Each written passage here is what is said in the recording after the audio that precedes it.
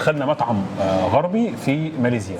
ماليزيا مش كل الاكل اسيوي، لا ممكن ناكل برضو الاكل اللي احنا متعودين عليه من المطابخ العالميه المختلفه. اي نعم اغلب الاكل اسيوي، بس برضو الحرفيه بتلزم اصحاب يعني البيزنس في المطاعم ان هم يعملوا اكل متنوع لكل الاذواق يعني.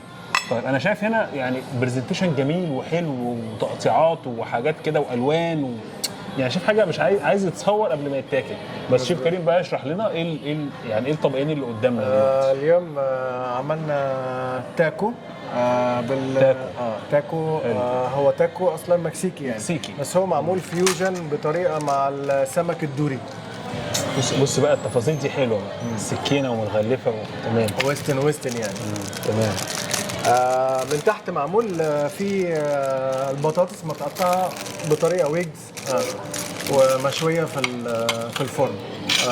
في منها مشوي في منها مقلي، مفيش مشكله. دي البطاطس طبعا لازم طبعا البطاطس كده بسم الله جميله.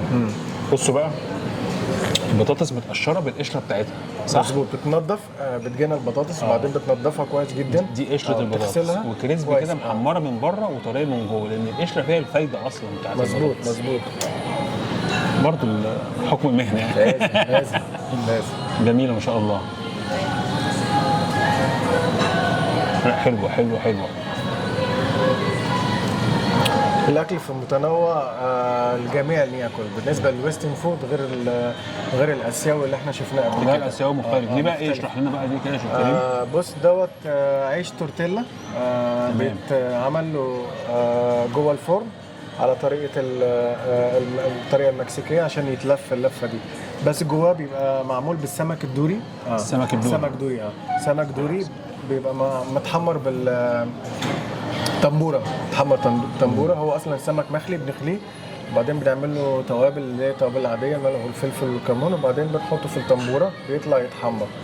غير كده من تحت بقى بنحط عليه صوص الساوزن ايلاند. هو صوص زي مسكر على حرق شويه. حلو.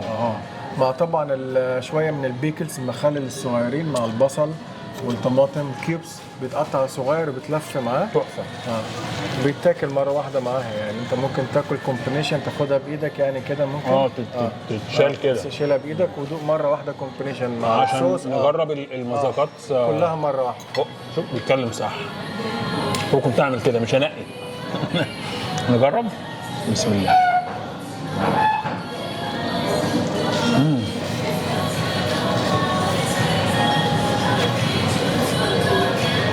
هتلاقي الصوص مع السمك مع لا ميكس سلطه.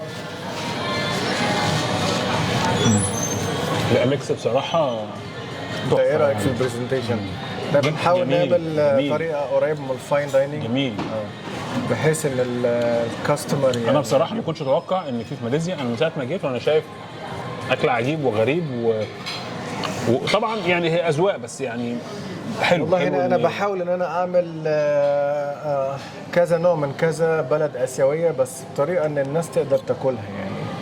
هو الويسترن معروف اصلا اي حد بياكله، بس احنا بنطلعها بشكل مختلف، شكل حلو، طعم كويس. عملنا كمان مفاجاه في المطبخ العربي صح؟ ان شاء الله قريب ان شاء الله. عامل بقى شويه شغل مطبخ عربي بس بالطريقه اسيويه بقى الاسيوي دي بقى هنخليه بقى التقريبا ده في نحل بيه. لا ما شاء الله يعني. طيب ده كده بصراحه ما فيهوش غلطه يعني.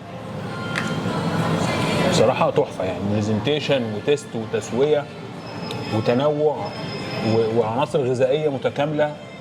مفيش بقى الزيوت، مفيش الزيت. عارف مفيش الحاجات اللي هي الايه تقفل. عشاء يعني انت بتعشى. ايوه لا جميل. دي بقى اخيرا لقيت باستا هنا كله نودلز. اخيرا لقيت باستا يعني. خش دي سباجيتي ايطالي زي التايتيلا، بيقولوا عليها تايتيلا، الشرايح الصغيره. الصوص باتر ميلك شريمب. باتر ميلك بيبقى عباره عن لبن بس مش زي البشاميل، لبن مع الكاري ليف اللي هو الورق الكاري الهندي، بيتحمر معاه فلفل احمر اسيوي، وبعدين بينزل معاه الكريمه، وبعدين بتعمله بشويه رو على الدقيق. ندوق طيب ممكن؟ لا ده ندوق يعني. فهتلاقي كومبينيشن الفلفل الاحمر هنا عندهم كتير. هتلاقي كومبينيشن جامد. حراق على شويه سويت مع الشريمب مع الجمبري، بنعمله بالتنبوره والدقيق.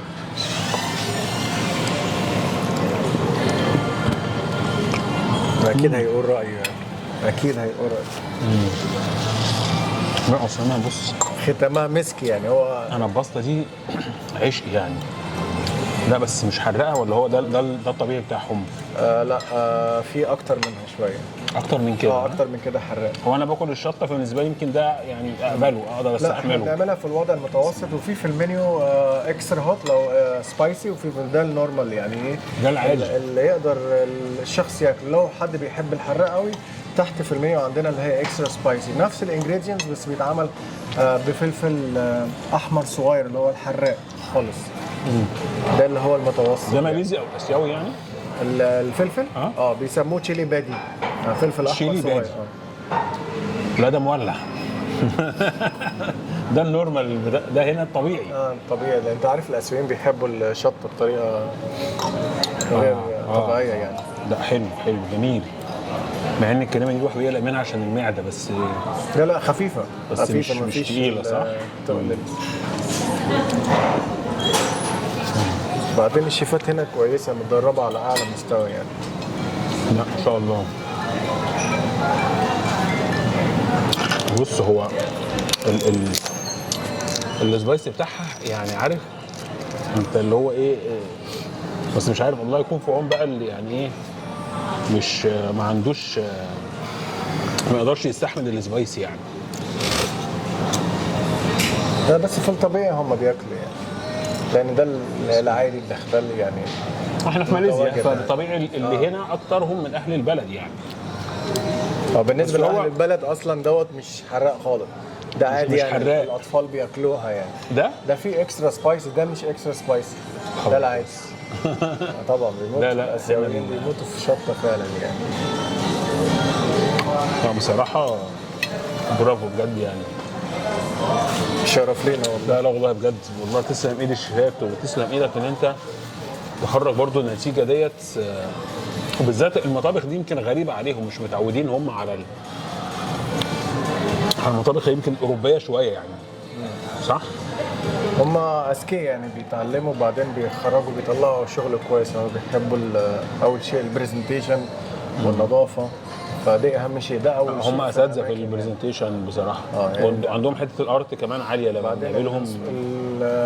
في شركتنا الهوسبيتاليتي يعني كويس، تلاقي في كل مكان المكان نظيف. وبعدين في حاجه هنا بقى كمان لاحظتها هنشوفها في التقرير ده، ان المطبخ كله ازاز يعني.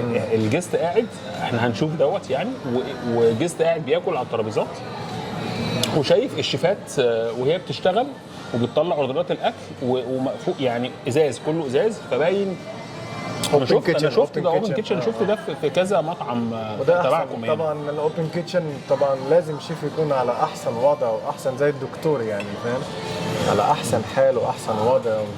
ده بيخلي الناس مطمنه اكتر. مظبوط وهي بتاكل، لان معظم المطاعم تبقى مقفوله من جوه، الناس ما تعرفش بيعملوا ايه.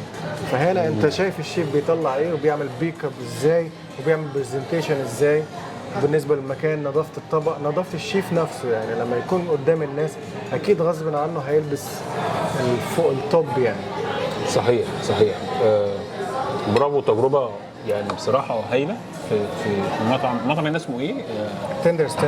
تندس ده اللي هو الاكل يعني. يعني هو اسم المطعم، وفي نفس الوقت يعني بيحيي الويسترن كله يعني، واخد لامن بالويسترن كله. في كتير قوي، في عندنا لام ولحمه ودجاج والامريكي والبرجر والحاجات دي كلها. ان شاء الله هنشوف يعني، هنكمل جولتنا وهنشوف انواع جديده مختلفه من المطاعم هنا في ماليزيا. ان شاء الله على الجاي. اشوفكم بخير باذن الله.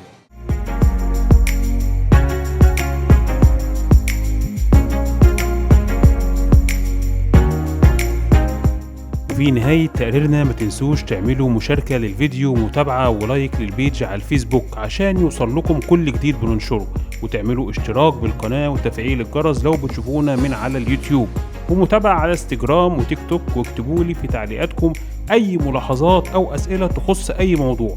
مع خالص تحياتي وأشوفكم بكل خير.